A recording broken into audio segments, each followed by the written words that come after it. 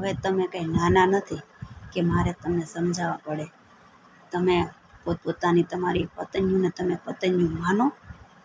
એ જ પત્ની તમારી કામ આવશે, બીજી પત્નીઓ કંઈ કામ નહીં આવે.